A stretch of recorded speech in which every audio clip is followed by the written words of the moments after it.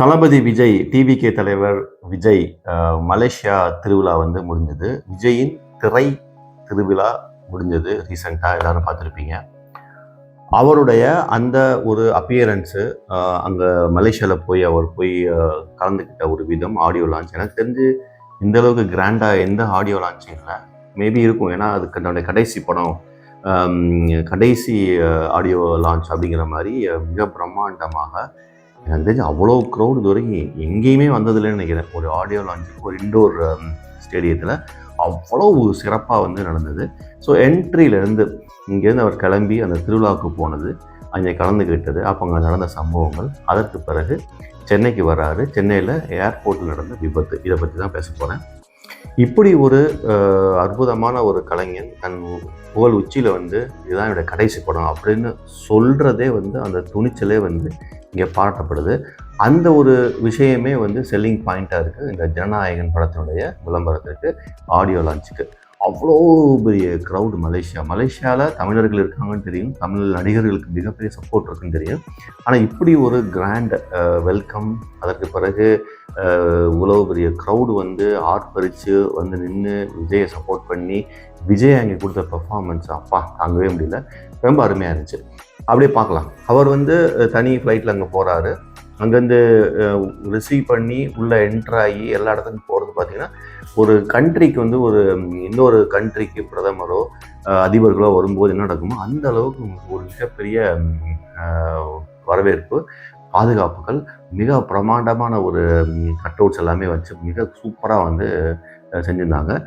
உள்ளே வராரு. ஆடியோ லான்ச்சில் வந்து பார்த்திங்கன்னா எல்லோரும் வழக்கம் போல் பேசுவாங்க இல்லையா, பேசிக்கிட்டு இருக்காங்க. அப்புறம் ஒரு அனிருத் என்ன பண்ணிடுறாரு, அவர் என்னோடய கடைசி படம் அப்படிங்கிறதுக்காக எப்படியாவது ஒரு சென்டிமெண்டலாக ஏதாவது பண்ணான்னு சொல்லி ஒரு சென்டிமெண்ட் பாட்டை போடுறாங்க. அப்புறம் விஜயை க்ளோஸ்அப் வைக்கிறாங்க. எப்படி விஜய் அழுதுவார்னு பார்த்தா விஜய் நோன்னு அழமாட்டேன் அப்படிங்கிற மாதிரி ஒரு மிகப்பெரிய மொமெண்ட் இருந்தது, ட்ராமா இருந்தது. அதற்கு பிறகு விஜய் வந்து அந்த ஒரு பாட்டுக்கு வந்து நடனம் ஆடினது தான் வந்து இங்கே ஹைலைட். ஏன் அப்படின்னா, இனி ஒரு தடவை அவருக்கு வந்து இந்த மாதிரி ஒரு மேடை கிடைக்குமான்னு தெரியாது. தன்னுடைய பெரிய ஸ்ட்ரென்த்தே வந்து சினிமா, ஆடியன்ஸு, ஆடியோ ரிலீஸு, அங்கே சொல்லக்கூடிய குட்டி கதைகள், அங்கே லைட்டாக ஆடக்கூடிய ஒரு டான்ஸ் மூமெண்ட்டு, இது எல்லாமே வந்து இந்த ஒரு தடவை பண்ணி பார்த்தலாம் நினச்சாருந்தில்ல.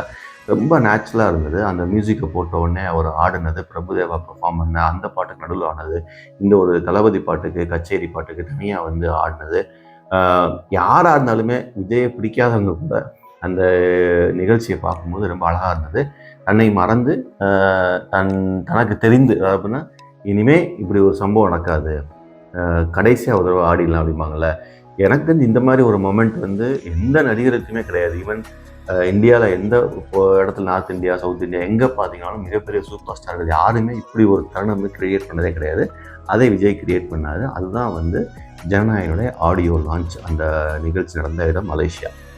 இப்படியே முடிஞ்சது. அதற்கு பிறகு என்ன செய்கிறாரு, அங்கே வெளியே வர்றாரு. வெளியே வந்துட்டு திருப்பி அங்கே சில வேலை பார்க்குறாரு போல். பார்த்துட்டு மறுநாள் வந்துட்டு கிளம்புறாரு. கிளம்பி சென்னைக்கு வரும்போது பார்த்திங்கன்னா, அந்த ஏர்போர்ட்லேருந்து இறங்கி வரும்போது பார்த்திங்கன்னா அவரோட டயர்ட்னஸ் தெரியும் பயங்கரமாக. முன்னாடி எப்படி போனாரோ, எவ்வளோ சுறுசுறுப்பாக ஓடி ஈடி அவங்க அப்பாவெல்லாம் வந்து பயங்கரமாக ஓடி வந்து கட்டி பிடிச்சார் இல்லையா, அந்த மாதிரி ஒரு எனர்ஜெட்டிக்காக இருந்த ஒருத்தர் வந்துட்டு ரிட்டர்ன் வரும்போது பார்த்திங்கன்னா அவ்வளவு டயர்டாக வராரு.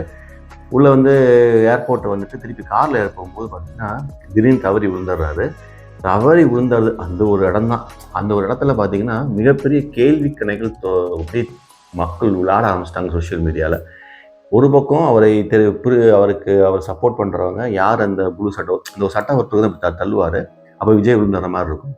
அவங்கெல்லாம் வந்து பாதுகாப்பு தான் இருந்தாங்க, யாரும் ஸ்பெசிஃபிக்காக பண்ண மாதிரி தெரியல நமக்கு. பட் அதை வைத்து விஜய் சப்போர்ட்டர்ஸ் வந்து யார் அவன், ஏன் தள்ளி விட்டான் அப்படின்னு பேசினாங்க. அதற்கு பிறகு விஜயுடைய எதிரிகள் வந்து என்ன செய்கிறாங்க, இப்போ விஜய்க்கு தெரிஞ்சிருக்கும் கரூரில் நடந்த அசம்பாவிதம், அந்த க்ரௌடு, அப்போ அந்த நடுவில் மாட்டிக்கிட்டு முடிச்ச மக்கள்னு சொல்லிட்டு இவங்க ஒரு பக்கம் வந்துட்டு ட்ரோல் பண்ண ஆரம்பிச்சிட்டாங்க. ஸோ இப்போ இனிமேல் விஜய் நடந்தாலும், நின்றாலும், விழுந்தாலும், படுத்தாலுமே நியூஸுங்கிறதுக்கு இதெல்லாம் ஒரு மிகப்பெரிய எக்ஸாம்பிள். அதற்கு பிறகு செங்கோட்டையன் என்ன பண்ணிட்டாரு, அவர் முடிச்சு வரும்போது அவர் தேவையில்லாமல் ஒரு ஸ்டேட்மெண்ட்டை விட்டுட்டாரு. இதே வந்து என்டிகே அவர்கள் வந்துட்டு எடுத்துக்கிட்டு ட்ரோல் பண்ண ஆரம்பிச்சிட்டாங்க. அப்போ ஏற்கனவே வந்து எல்லோரும் என்ன சொல்கிறாங்கன்னா, டிஎம்கேக்கும் டிவிகேக்கும் தான் போட்டின்னு சொல்லி தாவேகா சொல்லிகிட்டு இருக்காங்க. ஆனால் உண்மையிலே பார்த்தீங்கன்னா நாம் தமிழருக்கும் தமிழக வெற்றிக்கழகத்துக்கு தான் போட்டியாக நடந்துகிட்டு இருக்குது சோஷியல் மீடியா. ஏன்னா 2 பேருக்கும் தான் வந்து ஒரு young crowd, social media crowd இருக்கனால மாற்றி ட்ரோல் பண்ணிகிட்டே இருக்கிறாங்க. அப்போ இந்த சம்பவத்தை செங்கோட்டையன் பேசின ஒரு பேச்சு வந்து இன்னும் என்ன ஆகும் தெரியல, மிக கடுமையாக வந்து விமர்சிக்கப்படும் பட்டுக்கிட்டு இருக்குது.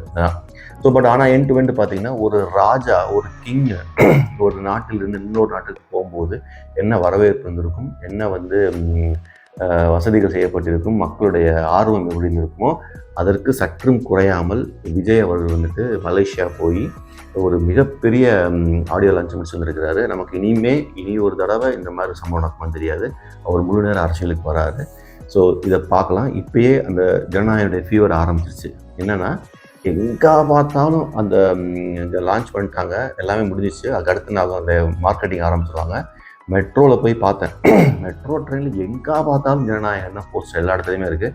அது மட்டும் இல்லாமல் தியேட்டர்ஸ் ஆரம்பிச்சிட்டாங்க. எல்லா இடத்துலையுமே பேனர்ஸ் வந்து மிகப்பெரிய மெகா பேனர்ஸ் வச்சு ஆரம்பிச்சிருக்காங்க. எனக்கு தெரிஞ்சு இந்த திருவிழா இந்த பொங்கலுக்கு மிக இன்ட்ரெஸ்டிங்காக இருக்கும்.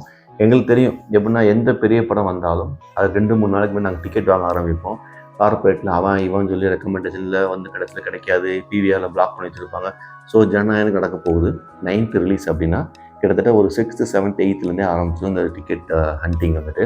ஸோ ரொம்ப ஈகராக வெயிட் பண்ணிகிட்டு இருக்கோம். இது பொலிட்டிக்கலாக ஹச் வினோத் சொன்ன மாதிரி இது ஒரு டப்பிங், அதாவது எப்படின்னா ரீமேக் மூவியாக இருந்தாலும் இது வந்து விஜய் படம் தான். விஜய் பேசக்கூடிய பாலிடிக்ஸ் இருக்கக்கூடிய ஒரு படம் ஹச் வினோத் மிக அழகாக சொல்லியிருந்தாரு. ஸோ பார்க்கலாம், அந்த எதிர்பார்ப்பில் இருக்கிறோம். ஸோ மிக அருமையாக முடிஞ்ச ஒரு ஜனநாயகன் ஆடியோ பார்க்கலாம் எப்படி இந்த படம் வரப்போகுது. தேங்க்யூ.